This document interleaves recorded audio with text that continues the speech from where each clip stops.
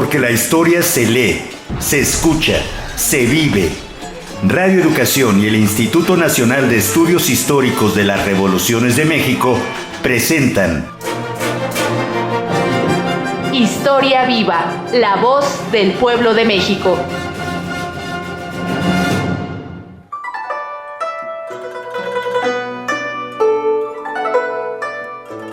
Bienvenidas a todas y todos a Historia Viva, la voz del pueblo de México, un programa coproducido por Radio Educación y el Instituto Nacional de Estudios Históricos de las Revoluciones de México. Les saluda Alma Lilia Martínez en sustitución de Ivette Mota, a quien le enviamos un caluroso saludo.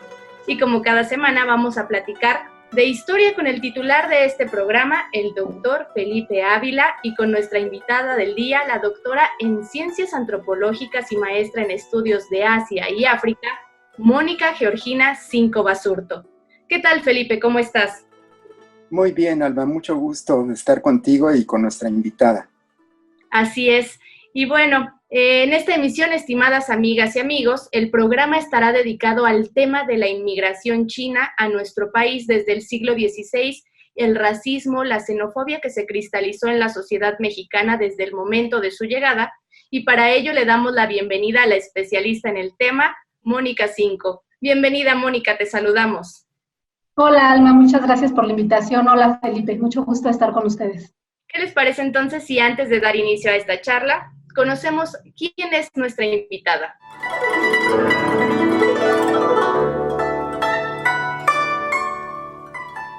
Mónica Cinco es doctora en Ciencias Antropológicas por la UAM Iztapalapa y es maestra en Estudios de Asia y África con especialidad en China por el Colegio de México. Realizó estudios de lengua y cultura china en la Universidad de Sun Yat-sen. Sus temas de mayor interés son los estudios transnacionales, migración, diáspora y antropología urbana. Ha desarrollado investigación de campo y archivo acerca de la migración de chinos a México. Cuenta con diversas publicaciones acerca de la presencia china en México, vista desde el enfoque antropológico e histórico. Es promotora del grupo Inmigraciones Chinas a México, a través del cual ha organizado congresos y exposiciones fotográficas para recuperar la memoria histórica de los descendientes de chinos en nuestro país. Actualmente es directora general de Fundación Educa México AC. Identifica a la doctora Cinco su tesis doctoral llamada A mí no me pueden volver a sacar, etnografía práctica desde los márgenes de la diáspora chino-mexicana, así como la de maestría, la expulsión de chinos de los años 30 y la repatriación de chino-mexicanos de 1960.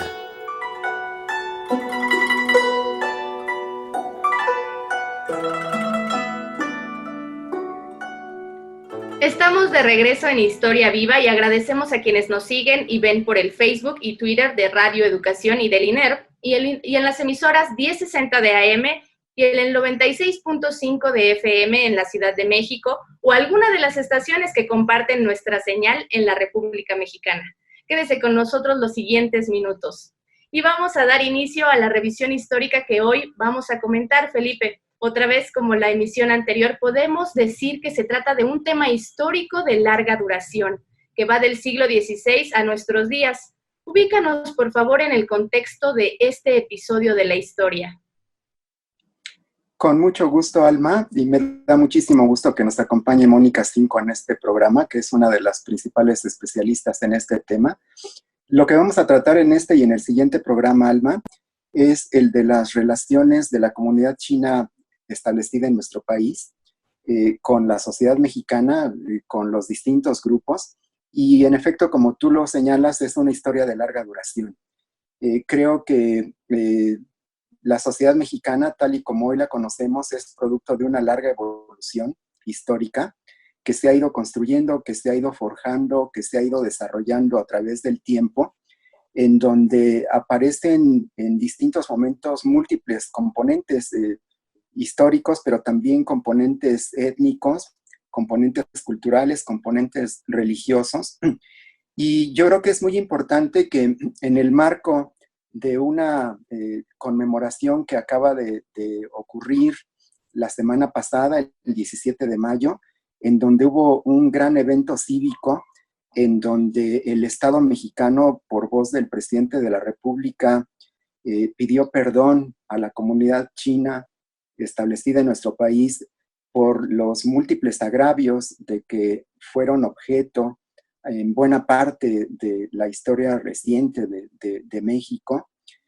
Creo que aprovechando esta conmemoración, pues nos da mucho gusto tener la oportunidad de reflexionar, de platicar ante nuestro auditorio acerca de un tema que es muy poco conocido y que sin embargo es muy importante porque México es un país pluriétnico, pluricultural, plurireligioso, y en muchas ocasiones los componentes de la sociedad mexicana son prácticamente invisibles. Conocemos muy poco de ellos y algunas veces lo que se conoce no es cierto, no es verídico, hay muchos prejuicios, hay muchas preconcepciones. Y creo que en particular el tema de las relaciones de la comunidad china establecida en nuestro país a lo largo de la historia es un tema muy importante que creo que vamos a poder abordar con amplitud, con profundidad en esta ocasión.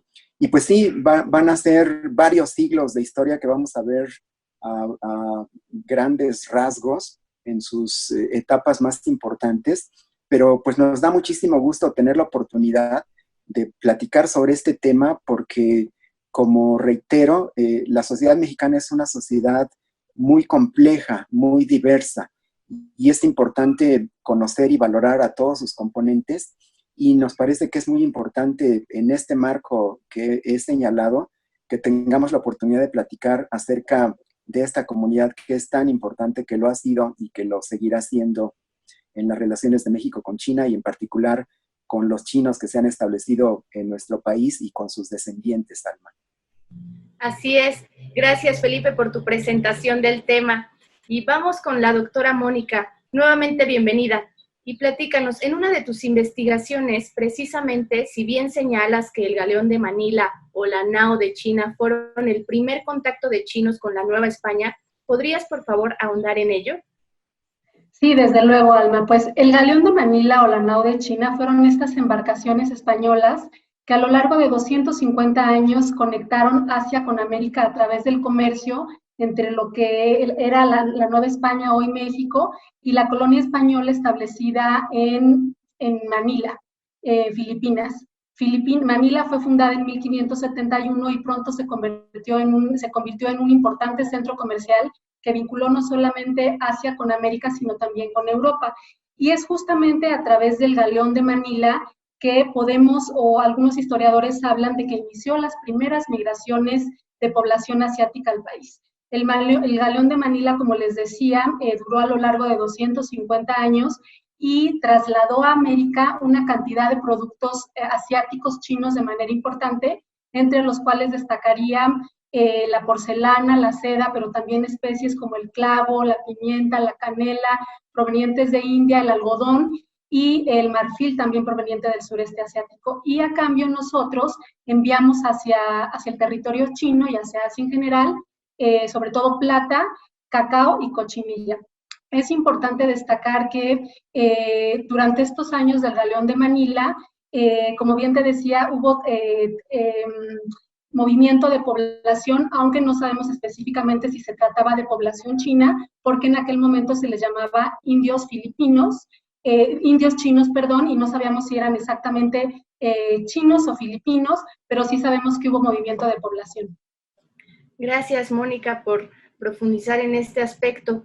Y Felipe, a partir del comercio establecido entre Manila y la Nueva España, ¿cuál fue la importancia de la plata americana proveniente de las minas de la Nueva España y el virreinato en Perú para sostener el sistema monetario chino durante los siglos XVI, XVII, XVIII y el origen del comercio mundial? Pues fue muy importante, Alma, no solamente para la economía y el comercio chino, sino yo creo que, como lo han subrayado varias de las últimas investigaciones sobre estos temas, la plata que se extrajo del virreinato de la Nueva España y del Perú se convirtió muy pronto en el siglo XVI en el medio universal de cambio. Todos los minerales preciosos, pero sobre todo plata y en menor medida oro, que se extraían de los territorios conquistados por España en América, si bien iban directamente a la metrópoli, muy pronto entraban en circuitos comerciales que los llevaban a otros países europeos, y ese oro se ha documentado, esa plata sobre todo, que terminaban en buena medida en las arcas de la economía china. China era una potencia en el siglo XVI, en el XVII y todavía en el XVIII, que tenía un enorme grado de desarrollo. Es una cultura milenaria, una cultura esplendorosa, ejemplar, y bueno, hay muchísimo contacto, muchísimo intercambio entre China y Asia con Europa desde tiempos ancestrales, pero con el descubrimiento y colonización de América, América también se incorporó a estos flujos comerciales, y yo creo que es correcto hablar del siglo XVI como la primera etapa de un comercio mundial. Es una mundialización de la economía, y una de las cosas que facilitaban el intercambio mercantil era justamente la existencia de estos metales preciosos. Por sus características naturales, el oro y la plata, que son muy resistentes, que son fácilmente manipulables, se pueden convertir en lingotes, en monedas, en joyas, no tienen mucho desgaste, perduran durante un tiempo prolongado, se convirtieron en el medio ideal, era el dinero ideal, como lo señaló con mucho acierto en sus investigaciones económicas Carlos Marx, de manera que se convirtieron en el medio universal de cambio, el oro y la plata, pero particularmente la plata por el volumen de mineral que era extraído de las minas americanas, se convirtió en el medio universal de intercambio comercial. Y eso permitió que fuera en el siglo XVI y en el XVII, pues el despegue de lo que se conoce como el capitalismo mercantil. La plata mexicana se encontró en la mayoría de las economías de Asia y Europa durante estos 3 siglos que duró la etapa virreinal, y era lo que aceitaba, era el medio circulante que permitía los intercambios de las mercaderías asiáticas con los productos europeos, y también después, a partir del 16, con los productos americanos. De manera que jugó un papel central en el desarrollo del capitalismo mercantil y también en los primeros comienzos de la etapa del capitalismo industrial, aunque esto es algo que veremos después, porque el colapso de la economía de la plata novohispana también tuvo serias repercusiones en el comercio mundial y particularmente en el comercio entre Asia y Europa, y modificó el modelo de desarrollo que estaba en curso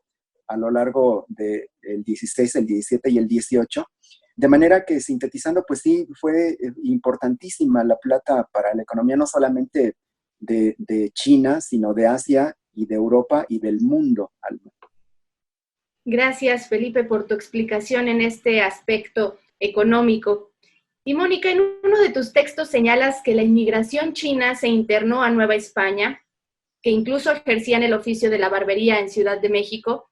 ¿Se sabe cuál era la situación durante el inicio de la Guerra de Independencia y si ello afectó al comercio con Manila y China? Gracias, Alma. Mira, hay 2 historiadores que tienen un texto muy famoso, son Homer Dobbs y Robert Smith, que afirman que para 1635 había ya población china sentada en lo que hoy es la Ciudad de México y que efectivamente se dedicaban a la actividad de la barbería. Sin embargo, la barbería no fue una actividad en la que resaltaron los chinos, y eso lo sabemos para los años posteriores.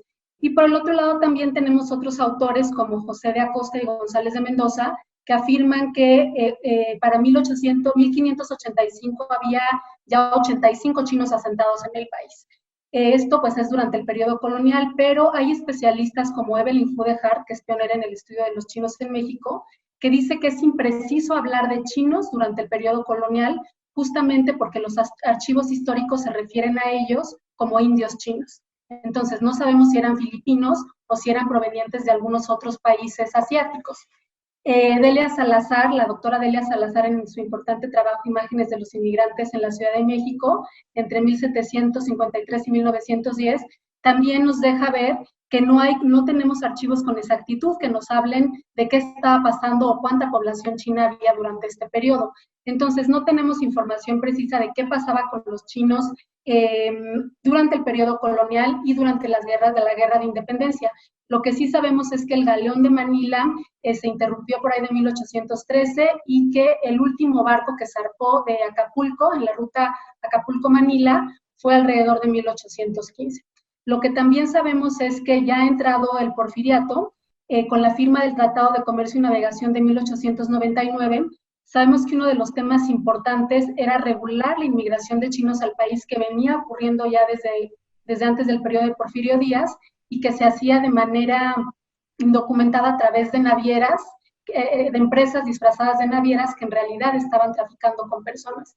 Entonces, es muy probable que durante el periodo de la independencia esta población ya empezara a llegar, sobre todo porque no hay que olvidar que también muchos chinos llegaron al país provenientes de Estados Unidos, sobre todo de California, porque ellos llegaron a esta zona del continente atraídos por la fiebre de oro, y una vez que empezaron las políticas de exclusión de California, pues muchos chinos llegaron a México, y esto ocurrió antes del periodo de Porfirio Díaz. Gracias, Mónica. Y bueno, es momento de hacer una pausa, Felipe, Mónica, auditorio, los invito a ver y escuchar la siguiente cápsula y regresamos para continuar con esta charla.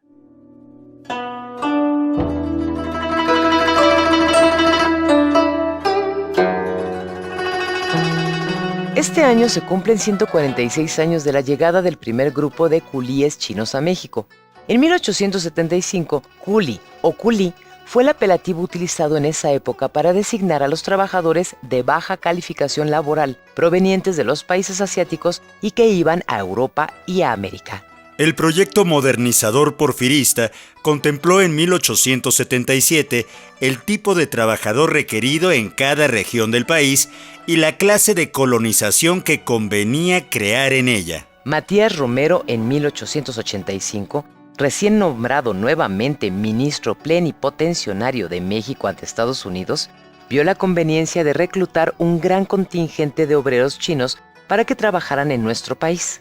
Al respecto escribió: Me parece que los únicos colonos que podrían venir a establecerse o a trabajar en nuestras costas son los asiáticos, procedentes de climas semejantes a los nuestros y principalmente de China. Esta no es una vaga utopía. Hace años que se ha ensayado la inmigración china y siempre se ha procedido con prudencia y ha dado buenos resultados. Considero que una de las medidas más ventajosas a los intereses de la República que se podría adoptar en las actuales circunstancias es el envío a la China y al Japón de un representante de México encargado de una misión de carácter comercial, más bien que político. Sheng Sauru, del Ministerio Chino de Asuntos Exteriores, le respondió: México es un país con el cual no hemos firmado todavía un tratado para establecimiento de relaciones diplomáticas.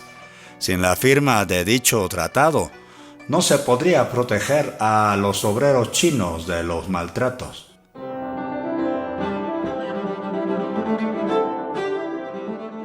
Matías Romero murió en diciembre de 1898 sin ver realizada su propuesta.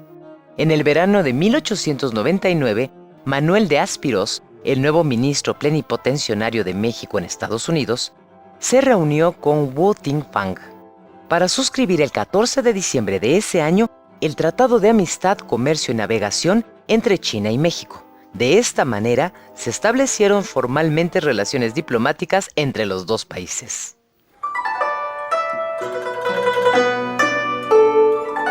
Para 1904, los inmigrantes chinos sumaban unos 8,000 y en 1910 se incrementaron a más de 30,000.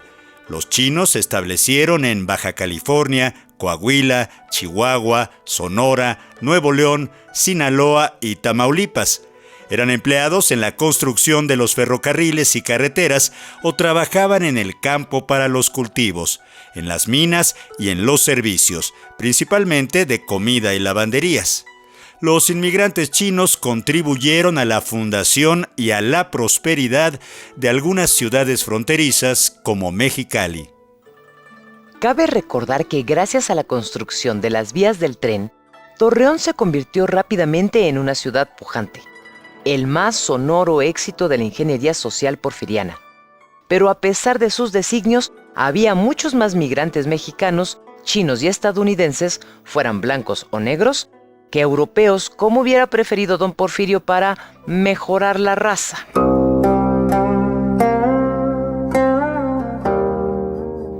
En 1910, el gobierno de la dinastía Qing, a invitación del gobierno mexicano, designó al embajador Shang Jingtang para que asistiera en calidad de enviado especial a las ceremonias del centenario del inicio de la Guerra de la Independencia de México. Sin embargo, desde el arribo masivo a México de los trabajadores de origen chino, se propagaban comentarios racistas y xenofóbicos entre un sector social y oficial, así como la cultura popular e incluso la prensa nacional favoreció este estigma al resaltar en sus publicaciones sus malos hábitos y costumbres.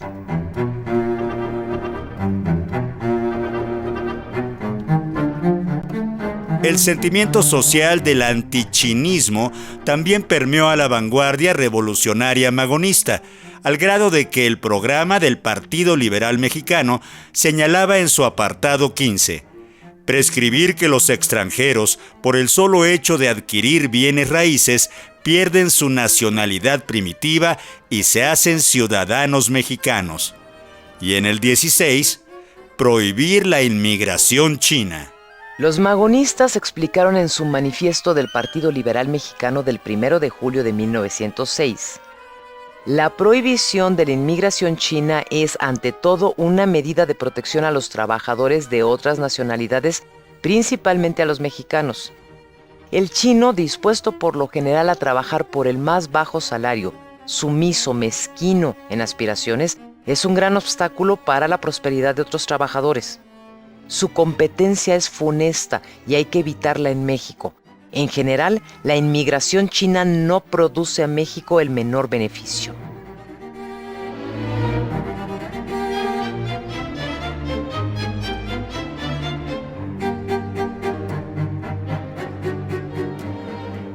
Estamos de regreso en su programa Historia Viva, la voz del pueblo de México, un espacio para la difusión de la historia y el intercambio de ideas. Conversamos en esta emisión con los doctores Mónica Cinco y Felipe Ávila acerca de la inmigración china a nuestro país y el racismo y la xenofobia que se cristalizó en la sociedad mexicana desde el momento de su llegada.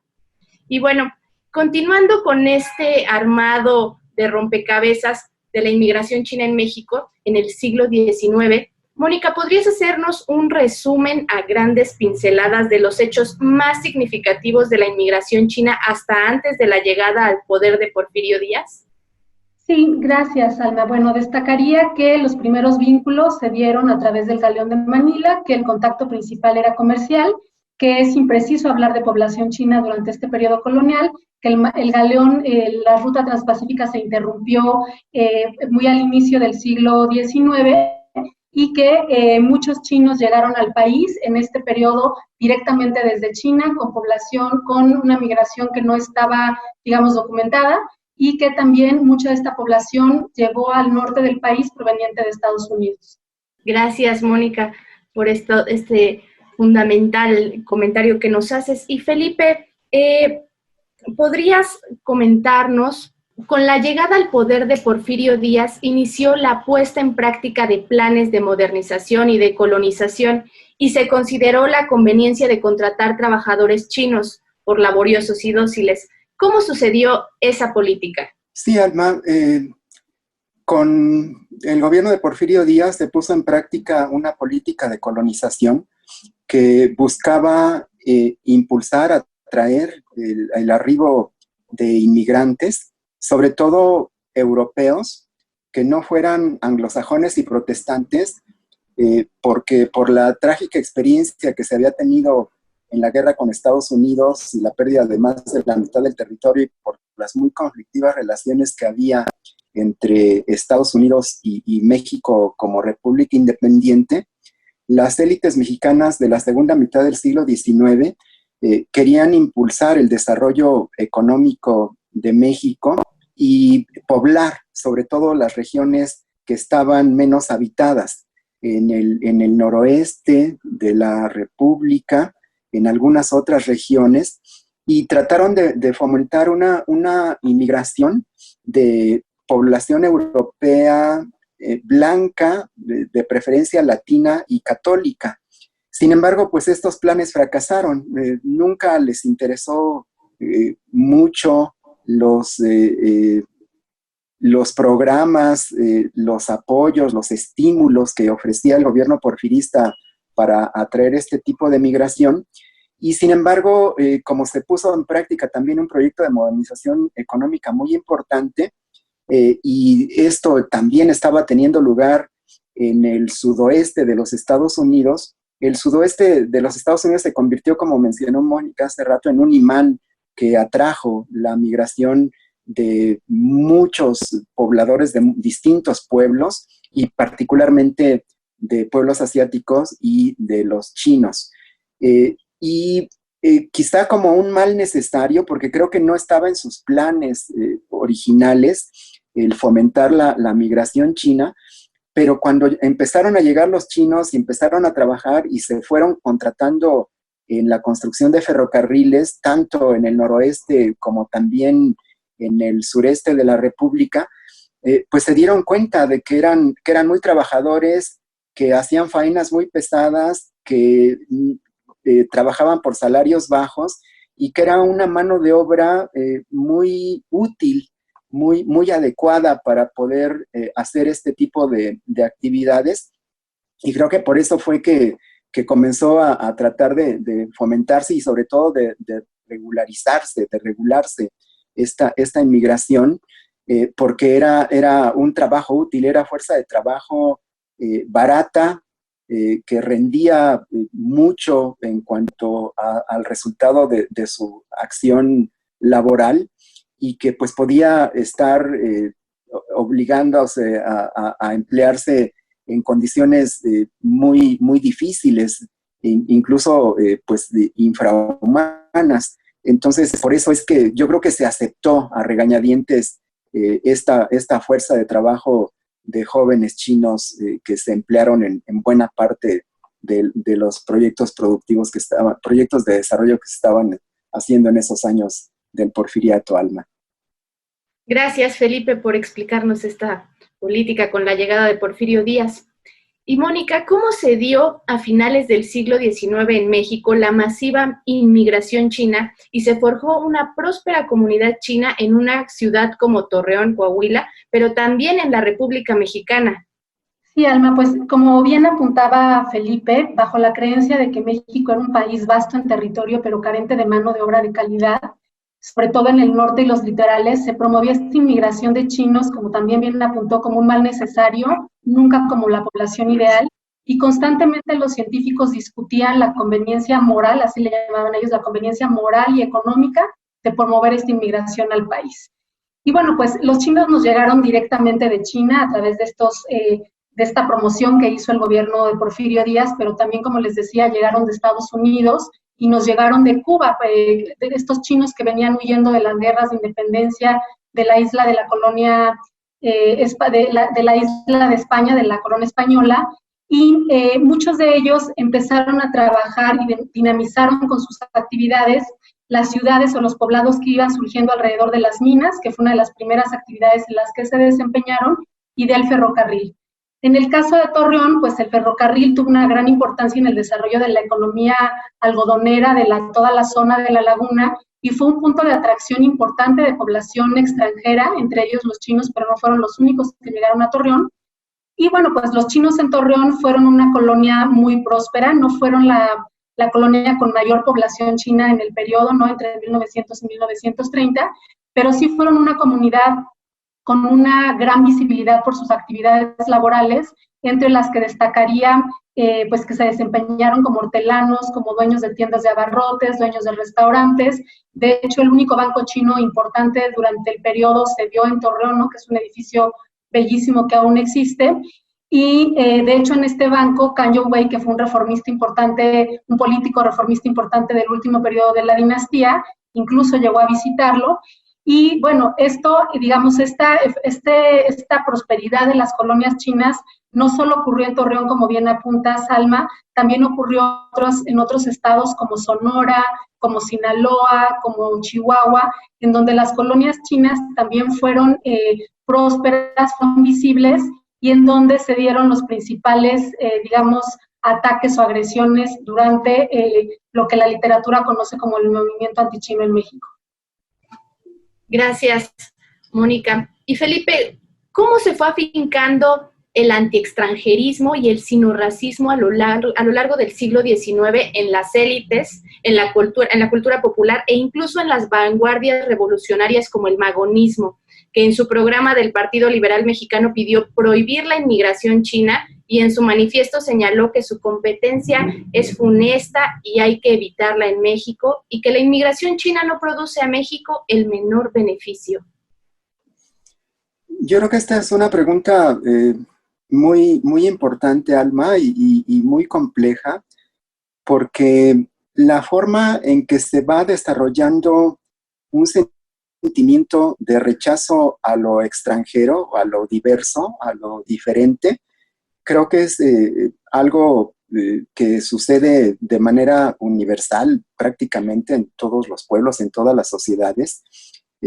Hay momentos, sobre todo en momentos de crisis, en momentos de dificultad, en donde se genera este sentimiento de animadversión hacia lo que es distinto a lo que se considera que es como el ideario o la identidad de un pueblo, de una sociedad, y empieza un fenómeno de rechazo, un fenómeno de separación y un fenómeno en donde se empiezan a desarrollar percepciones populares en donde aparece buena parte de prejuicio, de ideas equivocadas, de juicios erróneos, de malas percepciones, y que sin embargo se van juntando, se van acumulando y se van convirtiendo en una percepción colectiva más amplia.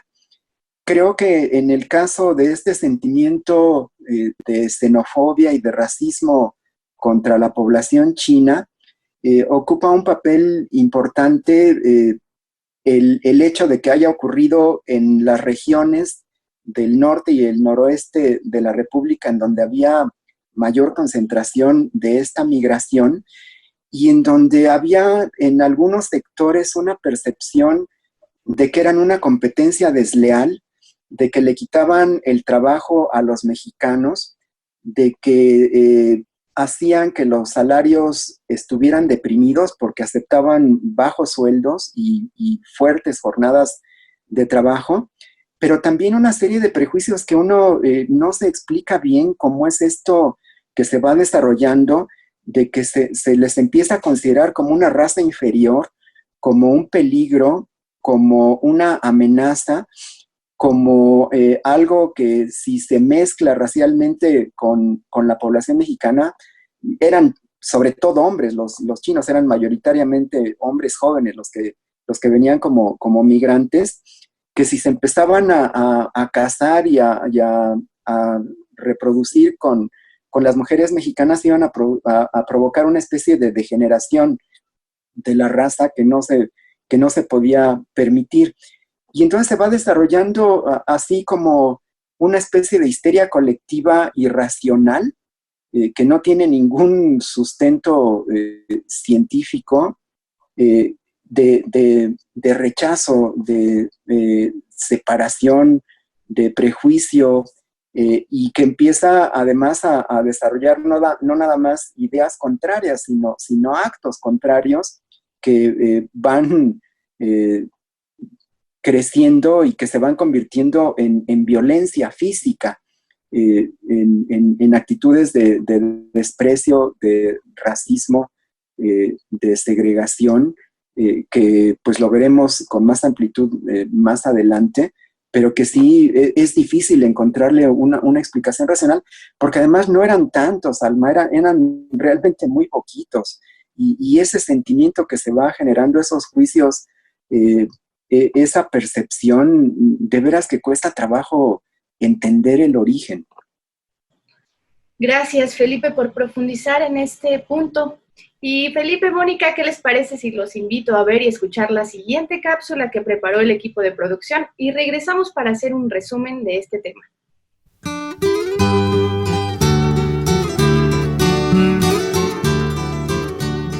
A principios del mes de mayo de 1911, la Revolución Maderista llegó a la región de La Laguna.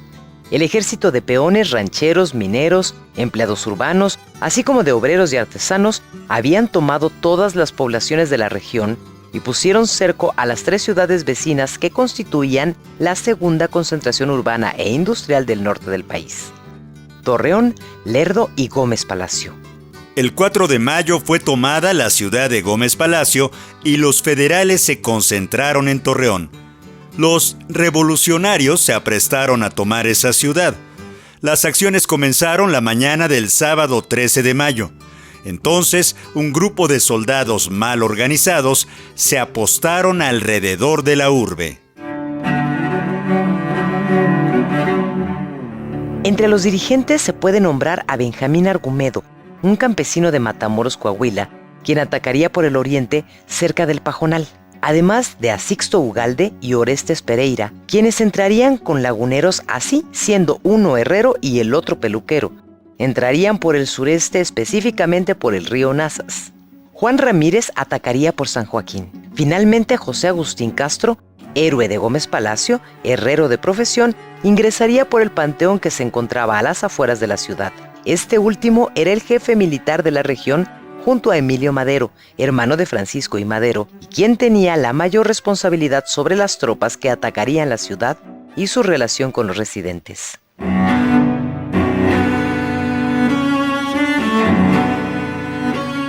Torreón, Coahuila, fue evacuada luego de los fuertes combates sucedidos el 15 de mayo. Tan pronto como los soldados del ejército revolucionario notaron la ausencia de los federales, algunos grupos empezaron a entrar a la plaza y, unidos a los habitantes más pobres, notoriamente bebidos unos y otros, surgió la consigna de matar a los chinos, por lo que saquearon los principales comercios y perpetraron la terrible matanza. La turba arrasó con todo edificio que tuviera alguna característica oriental. La compañía Shanghái, ubicada en el primer piso del banco, el Club Reformista Chino.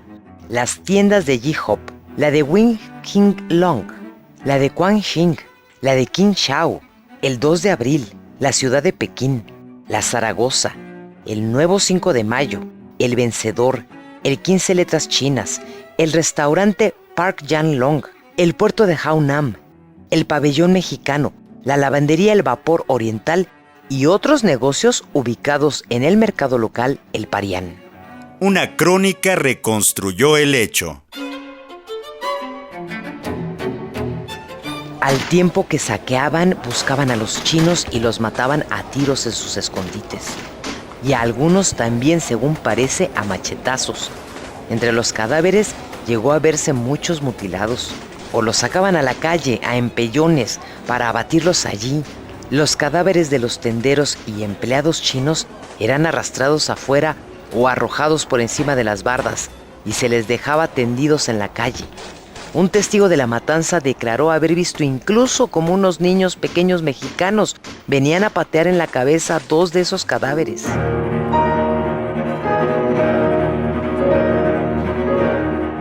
En agosto de 1911 se conformó una comisión especial constituida por el reconocido diplomático Ouyang King, ministro chino en Vancouver y en Panamá, Arturo Bassett y el licenciado Antonio Ramos Pedruesa, como representante del presidente de México, quien redactó un informe acompañado por la declaración de 15 testigos presenciales.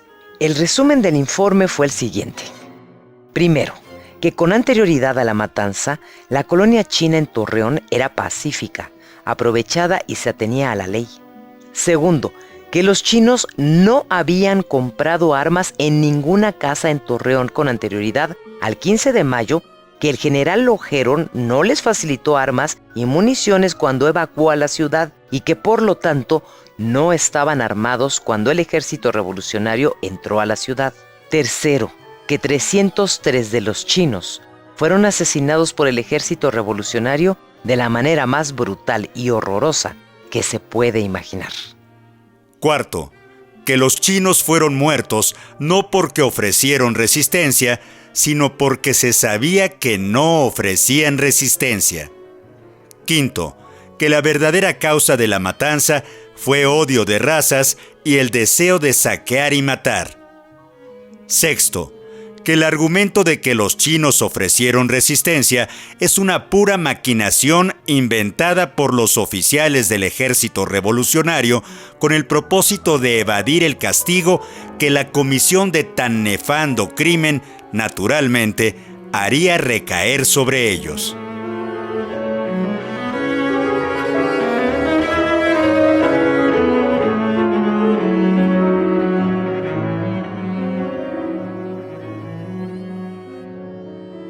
Continuamos en Historia Viva y tenemos ya pocos minutos de esta emisión. Mónica, ¿qué explica la vergonzante matanza de chinos en Torreón el 13, 14 y 15 de mayo de 1911? Alma, pues primero decir que sí, efectivamente es uno de los pasajes más oscuros de la historia reciente de nuestro país. ¿Y qué lo explica? Yo diría que son varios factores, entre ellos esta histeria colectiva de la que hablaba Felipe hace unos momentos, y diría que son varios factores. Primero, que desde la llegada de los chinos al país, es decir, por lo menos 2 o 3 décadas antes de la matanza, estos días de la matanza en Torreón, había ya interiorizado entre ciertos sectores de la población un sentimiento muy negativo hacia los chinos, ¿no? Estos calificativos de peligro amarillo, amenaza, portadores de enfermedades como el tracoma o la sífilis, adoradores de Buda, que después se sofisticaron, ¿no? Y les hablaban de que eran degeneradores de la raza, feos, sucios, amorales, ya existían en estas comunidades y Torreón no era la excepción. Cuesta trabajo entenderlo justamente porque, como bien apuntaba Felipe, no era una población arriba de 600 chinos. La población de Torreón en el momento de la matanza era solamente de 600 personas. Por otro lado, también sus actividades laborales eran muy visibles, ¿no? Dueños de restaurantes, de tiendas de abarrotes, hortelanos, y esto generó envidias locales, de ahí que muchos de estos argumentos de que les quitaban los trabajos a los mexicanos, pues también fueron parte de los sentimientos que exacerbaron este racismo en contra de esta población durante la matanza de Torreón. Y también diría que la efervescencia por la entrada de las tropas revolucionarias pues detonó la matanza, que además ocurrió con mucha hazaña. Pero también quisiera señalar que la matanza en sí misma fue terrible, pero no fue el único acto vergonzoso. Lo que siguió después también es una vergüenza, porque durante las investigaciones que se hicieron se acusó a los chinos de haber iniciado las agresiones y que por eso los mataron. Se retrasaron las investigaciones, la indemnización que pidió el gobierno chino en aquel entonces nunca llegó. La última vez que se trató en 1934, la respuesta del gobierno mexicano fue no existe el recurso para poder realizar esa indemnización, es decir, se minimizó el acto y al final fue un evento, como bien apuntabas al principio de la emisión, del que poco se sabe, del que poco se habla en la historia oficial de nuestro país. Gracias, Mónica, por esta exposición que nos haces. Felipe, ¿qué explica que otros revolucionarios como Francisco Villa en su Manifiesto a la Nación de 1914 prohibía a los chinos y a los estadounidenses la propiedad de bienes raíces? O Álvaro Obregón, que expidió un decreto que les prohibía vender comestibles, entrar a los restaurantes, casarse con mujeres mexicanas, tener acceso a los puestos públicos y salir de sus barrios luego de las 12 de la noche. Pues, Alma, a mí también me cuesta mucho trabajo entender qué razón, qué explicación había detrás de estas medidas. Porque, mira, por ejemplo, con Villa, en el caso de los estadounidenses, se entiende bien por la relación tan conflictiva que había con el gobierno de Estados Unidos, por la proveeduría de armas, por la necesidad de vender el ganado y el algodón que alimentaba la operación de la División del Norte, por los problemas que tuvo Villa con algunos ciudadanos comerciantes de armas estadounidenses y después con el gobierno de Estados Unidos. pero también porque la población estadounidense que radicaba en México era la colonia más importante, que era la que poseía la mayoría de las minas, de los ferrocarriles, que estaba presente en la industria, en el comercio, eran grandes hacendados, tenían industrias bollantes, sí eran como enemigos de clase para la división del norte, y también se podía entender un sentimiento de rechazo a lo español en el caso, por ejemplo, de la Revolución Zapatista.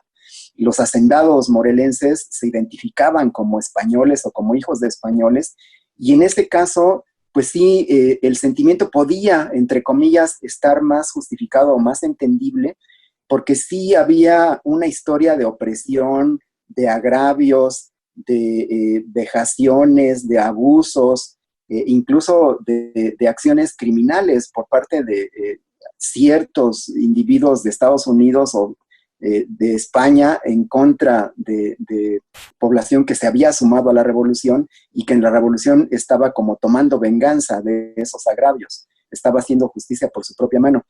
Pero en el caso de los chinos es absolutamente inexplicable, no lo entiendo, porque no era comparable la presencia, el peso y los agravios que sí había contra un sector de los estadounidenses y contra un sector de los españoles en algunas regiones, pero creo que no eran equiparables con los que podían esgrimirse contra los chinos en el norte y en el noroeste.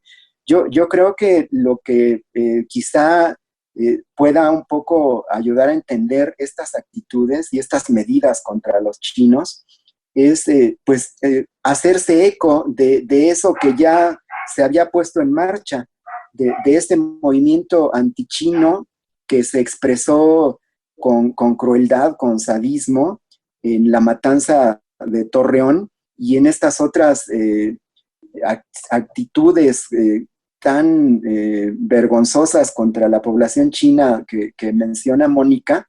Y yo creo que es como no ir en contra de eso. En el caso de Villa, como hacerse eco de algo que había surgido y contra lo que no quería oponerse y que de alguna manera inconsciente o consciente hace suyo y reproduce. En el caso de Obregón ahí yo creo que es distinto porque sí hay un marcado sentimiento antichino en la élite militar y política sonorense. Eso me parece que es clarísimo. Sí hay una actitud consciente de Plutarco Elías Calles, de Álvaro Obregón, de algunos otros dirigentes revolucionarios sonorenses contra los chinos, que también pues la única manera que se podría medio explicar es por esta competencia que sentían de desplazamiento de la fuerza de trabajo mexicana, y porque yo creo que también había un profundo racismo, que sí pensaban que podían en efecto degenerar a la especie si se empezaban a mezclar con las mujeres mexicanas. Ahí sí creo que hay un racismo más consciente y más xenofóbico en el caso de los sonorenses que en el caso de Villa y los villistas, Alma. Gracias, Felipe. Y bueno, pues ya nos quedan muy pocos minutos para finalizar esta emisión. Y bueno, sabemos, Mónica, que nos acompañarás la próxima emisión. ¿Cuáles son tus primeras conclusiones de la inmigración china abordadas hasta ahora?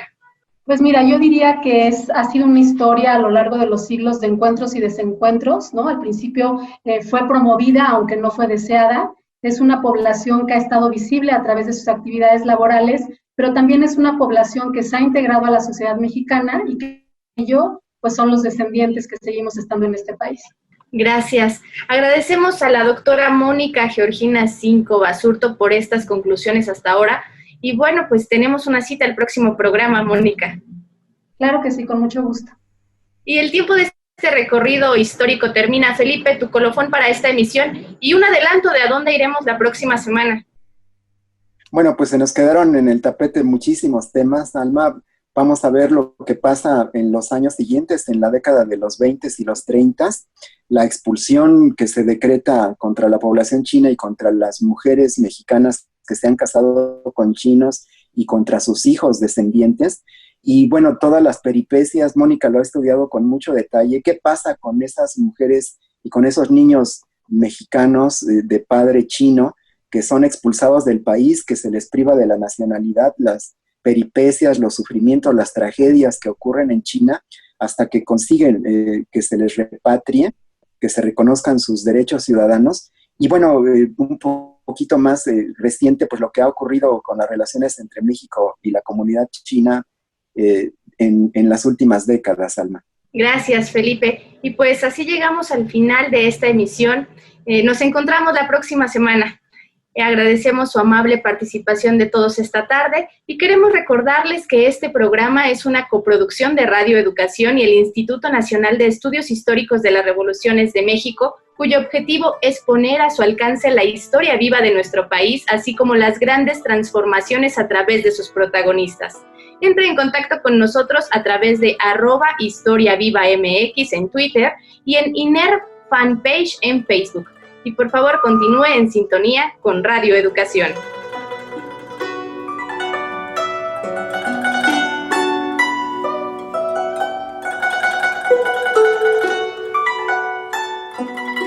Participamos en este programa Oscar Guerra, José Ángel Domínguez, Laura Viadas, Alma Lilia Martínez, Salvador Castro, Daniel Librado Luna, Claudia Segura, Felipe Ávila, Ivette Mota, bajo la producción de Mario Ledesma.